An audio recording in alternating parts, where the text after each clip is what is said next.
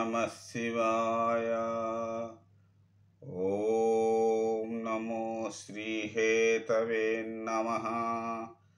ఓం నమో శ్రీలక్ష్మీ నృసింహదేవాయ నమః. ఓం నమో శ్రీరామచంద్ర పరబ్రహ్మణే నమః. ఓం నమో శ్రీకృష్ణ పరబ్రహ్మణే నమః. నమస్కారం. ఈరోజు 2025 సంవత్సరం జూన్ నెల 2వ తేదీ, శ్రీ విశ్వావసునామ సంవత్సర ఉత్తరాయణం, గ్రీష్మ ఋతువు, జ్యేష్ఠ శుద్ధ సప్తమి, ఇందువాసరే సోమవారం. ఇప్పుడు లండన్ మహానగరంలో సమయం మధ్యాహ్నం 1:08 అయింది. భక్తుని నోట భగవద్గీత సంఖ్య 0066. ఈరోజు భగవద్గీతలో రాజవిద్య రాజగుహ్య యోగం మనం 6వ శ్లోకం నుంచి 10వ శ్లోకం వరకు పారాయణం చేసుకొని వాటి తాత్పర్యములను తెలుసుకొని ఆనందిద్దాం. ఓం నమో శ్రీకృష్ణ పరబ్రహ్మణే నమః. ఓం నమో కృష్ణం వందే జగద్గురుం. ఇప్పుడు రాజగుహ్య యోగం, రాజవిద్య రాజగుహ్య యోగంలో మనం 6వ శ్లోకం నుంచి 10వ శ్లోకం వరకు పారాయణం చేసుకొని వాటి తాత్పర్యములను తెలుసుకొని ఆనందిద్దాం.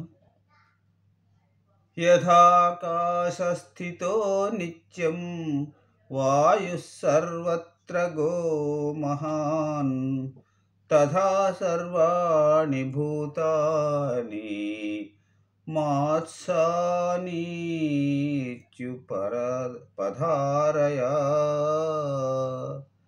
అంటే అన్ని చోట్ల వ్యాపించే వాయువు ఆకాశమందే ఉన్నట్లుగా ప్రాణులన్నీ నాయందే ఉంటాయి.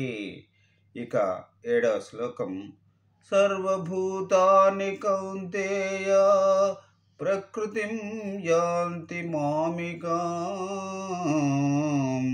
కల్పక్షయే పునస్తాని కల్పాదౌ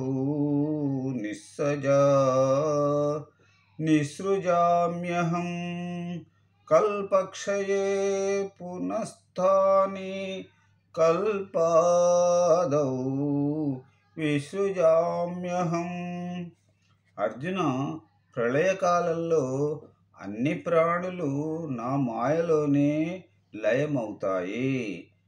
సృష్టి ఆదిలో వాటిని మరలా నేనే సృజిస్తాను.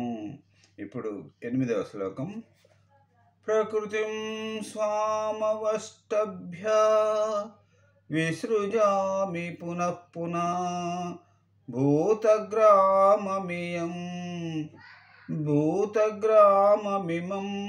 కృత్స్నమవశం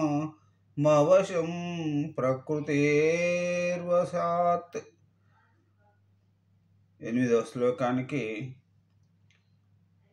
తాత్పర్యం, ప్రకృతికి లోబడి ఈ ప్రాణులన్నింటినీ తదీతమైన నా మాయతో తిరిగి తిరిగి పుట్టిస్తూ ఉంటాను.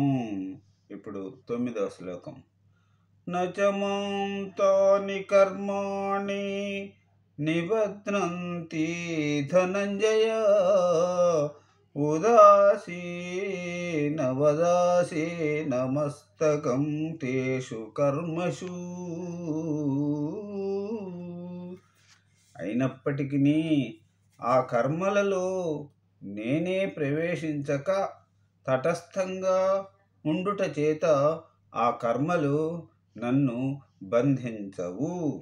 ఇప్పుడు ఈనాటి చివరి శ్లోకం, 10వ శ్లోకం, మాయాధ్యక్షేణ ప్రకృతి సూయతే సచరాచరం హేతునా నేన కౌంతేయ జగద్విపవర్తతే వర్తితే జగద్వి పరివర్తతే. ఈనాటి శ్లోకానికి 10వ శ్లోకానికి చివరి శ్లోకం. ఇప్పుడు తాత్పర్యం.